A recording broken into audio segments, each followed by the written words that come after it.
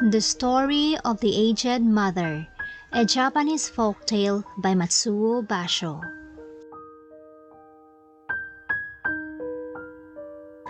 Long, long ago, there lived at the foot of the mountain a poor farmer and his aged widowed mother.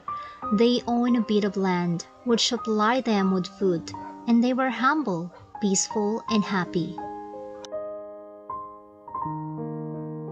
Shinano was governed by a despotic leader who, though a warrior, had a great and cowardly shrinking from anything suggestive of failing health and strength.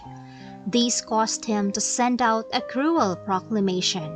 The entire province was given strict orders to immediately put to death all aged people. Those were barbarous days, and the custom of abandoning old people to die was not uncommon. The poor farmer loved his aged mother with tender reverence, and the order filled his heart with sorrow. But no one ever thought a second time about obeying the mandate of the governor.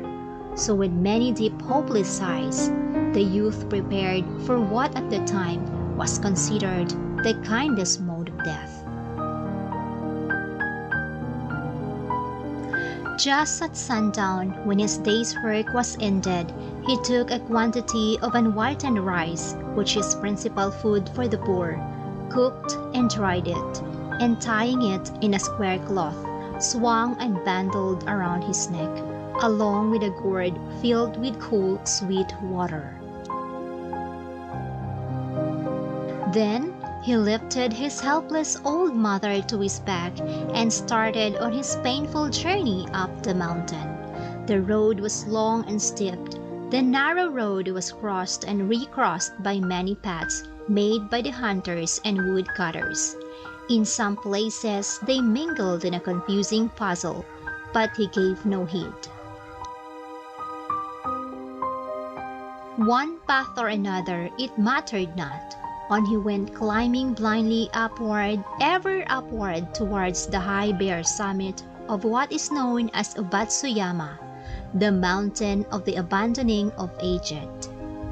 The eyes of the old mother were not so dim, but that they noted the reckless hastening from one path to another, and her loving heart grew anxious. Her son did not know the mountain's many paths, and his return might be one of danger. So she stretched forth her hand, and snapping the twigs from bushes as they passed, she quietly dropped a handful every few steps of the way, so that they climbed. The narrow path behind them was dotted at frequent intervals with tiny piles of twigs. At last, the summit was reached. Weary and heart-sick, the youth gently released his burden and silently prepared a place of comfort as his last duty to the loved one. Gathering fallen pine needle, he made a soft cushion, and tenderly lifting his old mother therein, he wrapped her padded coat more closely about the stooping shoulders, and with tearful eyes and an aching heart, said farewell. The trembling mother's voice was full of unselfish love as she gave her last injunction. "Let not thine eyes be blinded, my son," she said. "The mountain road is full of dangers. Look carefully and follow the path which hold the piles of twigs. They will guide you to the familiar way farther down." The son's surprised eyes looked back over the path, then at the poor old shriveled hands all scratched and soiled by their work of love. His heart smote him, and bowing to the ground, he cried aloud, "O honorable mother, thy kindness trusts my heart. I will not leave thee. Together we will follow the path of twigs, and together we will die." Once more he shouldered his burden. How light it seemed now, and hastened down the path, through the shadows and the moonlight, to the little hut in the valley. Beneath the kitchen floor was a walled closet for food, which was covered and hidden from view. There the son hid his mother, supplying her with everything needful, and continually watching and fearing. Time passed, and he was beginning to feel safe, when again the governor sent forth heralds bearing an unreasonable order, seemingly as a boast of his power. He demanded that his subject should present him with a rope of ashes. The entire province trembled with a dread.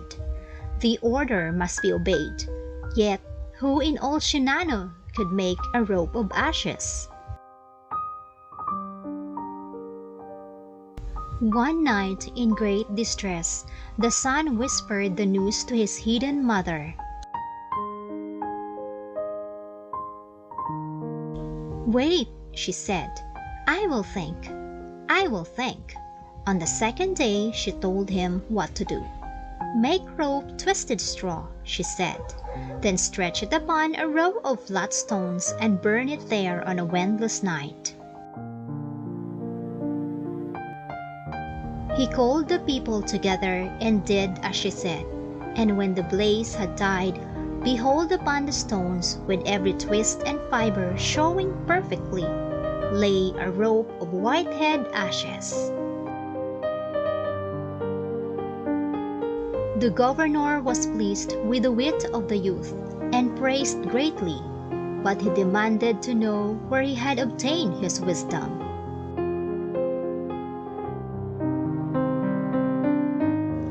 "Alas, alas!" cried the farmer. "The truth must be told." And with deep bows he related his story. The governor listened and then meditated in silence. Finally, he lifted his head. "Shinano needs more than the strength of a youth," he said gravely. "Ah, that I should have forgotten the well-known saying, 'With the crown of snow there cometh wisdom.'" That very hour the cruel law was abolished, and the custom drifted into as far as past that only legends remain.